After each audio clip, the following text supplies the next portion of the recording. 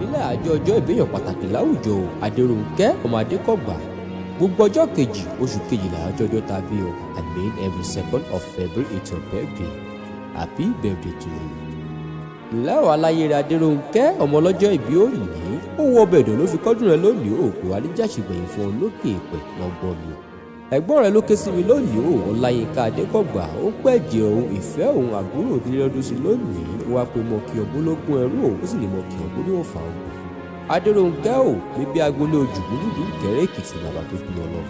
Oko òjọ́gọ̀lẹ́wọ̀ àbẹ̀dó àbẹ̀ṣẹ̀ṣọ́ olúkèrè òyìnbó ọ̀yàn tọrẹ ojíbọ́ bárẹ̀ dalẹ̀ ọba abẹ́gúgbù gbàgbà ní sàsùn ọ́nìmọ́ bẹ̀bẹ̀bẹ̀bẹ̀ kẹsí ìṣọkọ mi ọmọ ẹ̀tìtàn kọ́kú rọ́ ọmọ gbàṣẹgbàṣẹ ṣe mí lẹ́yọnu gbàlérò ògiri dámilẹ̀gbẹ́nu ní ọ̀rá o ọmọ ọ̀nà dọ́là gbàrà ṣe yìí Adérónkẹ́ ò bí yín lọ́mọ olúṣu mẹ́ta ti parí o ó kéré ari o ọlẹ́la ari o ọ̀wọ́ ẹtù inú àgbàdo ọmọ ẹtù ya ìrè ya èrìmọ̀lágbé sínú àgbàdo ọmọ ọlọ́ní gbọ̀rọ̀ èyí lọ́mọ amúbìnrin ó bọ̀ sọ̀dẹ̀dẹ̀ ọ́ni kó mu gbogbo lémi lódò òkú torí ẹ̀ tìtàn ọmọ amẹ́sẹ̀ kan lórí amúkan ikùn lórí ìgbín ọmọ amúrò akíka aṣọ pàdídé lé ìgbìmọ̀ ìwọ́ gbùrù èmi gbùrù kókè ṣe mí ìfàlílẹ̀ ságbèmí ọ̀run ọmọ eku ọmọ ẹja ọmọ wẹ́rẹ́wẹ́rẹ́ orí àtẹ ọmọ arọ́mi ni ọ́ ọmọ aṣògùdùlà ọmọ alóṣooṣù egbèje ọmọ aṣọ̀sán yìí kúgbà ọjẹ́ títú ọ̀rọ̀ ọmọ ajógbèrú ọmọ ajóṣìbí ọmọ alọ́rọ̀ orin lẹ́nu ọmọ amúkaràsá bí èwù jẹ́ ọmọ adó ìyúlẹ̀ ọlẹ́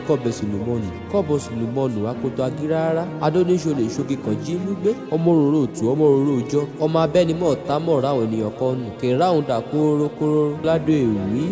ẹ̀wọ̀n Adérónkẹ́ ò ọdún rẹ lẹ́kọ̀ọ́ sí lónìí o àlékún ọlá àlékún rẹ ni ó mọ̀ jẹ́ tirẹ̀ o bó bá lù yóò mọ̀ dún fún ọ ò ní bá wọn làlùwọ̀ ẹ̀ láṣẹ ìdùà ìwòye ọdún tó ń bọ̀ ní ilé ńlá òun ọkọ̀ gbọ̀gìnì iwájú náà pàbí tí ó mọ eré sí ò ní bá wọn dùn ẹ̀ láṣẹ ìdùà wàá dàgbà wàá dògbò òrùn owó ńlá òun fọkànbalẹ̀ ìgbà ọdún